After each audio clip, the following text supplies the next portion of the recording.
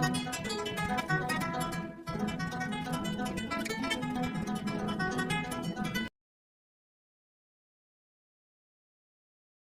Hello friends, ಎಲ್ರಿಗೂ ನನ್ನ ಚಾನಲ್ಗೆ ಸ್ವಾಗತ. ತುಂಬ ತಿಂಗಳುಗಳು ವರ್ಷಗಳೇ ಆಗಿಬಿಟ್ಟಿತ್ತು.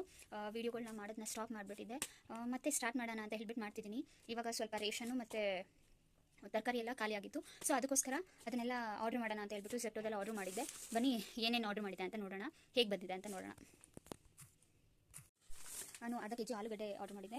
ಇನ್ನೂ ಒಂದು 2-3 ಇತ್ತು. ಸೊ ದಟ್ ನಾಳೆ ಏನಾದರೂ ಆಲೂಗಡ್ಡೆ ಪಲ್ಯ ಮಾಡೋಣ ಅಂತ ಹೇಳ್ಬಿಟ್ಟು ಮಾಡಿದ್ದು.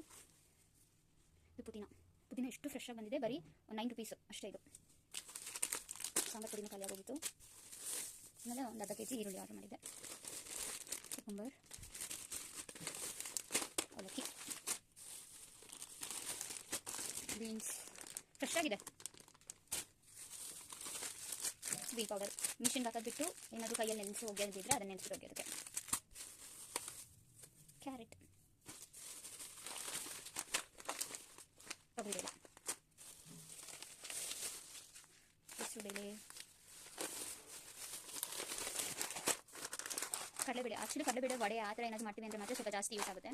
ನಾರ್ಮಲ್ ಟೈಮಲ್ಲಿ ಬರೀ ಒಗ್ಗರಣೆಗೆ ಆ ಥರ ಯೂಸ್ ಮಾಡೋದಲ್ವಾ, ಅದಕ್ಕೋಸ್ಕರ ನಾನು ಬರೀ 200 ಗ್ರಾಮ್ಸ್ನ ಆರ್ಡರ್ ಮಾಡಿದ್ದೆ. ಮತ್ತು ಧನಿಯಾ ಪೌಡರ್ ಇಷ್ಟೆಲ್ಲ ಆರ್ಡರ್ ಮಾಡಿದ್ದೆ ನಾನು. ಆ್ಯಕ್ಚುಲಿ ದೋಸೆ ಇಟ್ಟಿದೆ, ಅದಕ್ಕೋಸ್ಕರ ಏನಾದರೂ ಪುದೀನ ಚಟ್ನಿ ಇಲ್ಲಾಂದರೆ ಕಡಲೆ ಬೀಜ ಚಟ್ನಿ ಮಾಡಿದ್ರೆ ಚೆನ್ನಾಗಿರುತ್ತೆ ಅಂತ ಹೇಳ್ಬಿಟ್ಟು ಪುದೀನ ಆರ್ಡರ್ ಮಾಡಿದ್ದೀನಿ. ಇವಾಗ ಕ್ಲೀನ್ ಮಾಡಬೇಕು, ಕ್ಲೀನ್ ಮಾಡಿ ಚಟ್ನಿ ಮಾಡಬೇಕು.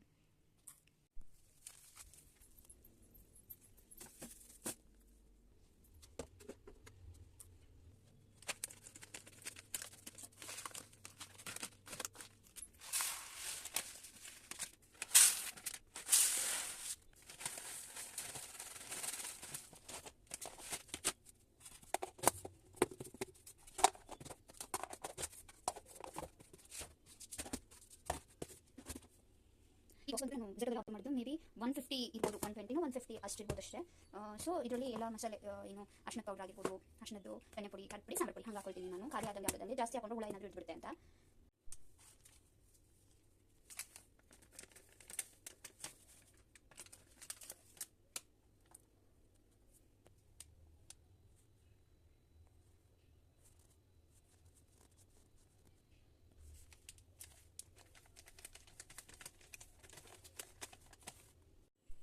ಎಲ್ಲದಕ್ಕೂ ಒಂದು ಸ್ಪೂನ್ ಕೂಡ ಕೊಟ್ಟಿದ್ದಾರೆ. ಎಲ್ಲದಕ್ಕೂ ಒಂದು ಸ್ಪೂನ್. ಸೊ ಒಂದು ಸತಿ ಬಾಕ್ಸ್ನ ಓಪನ್ ಮಾಡಿದ್ರೆ ಎಲ್ಲನೂ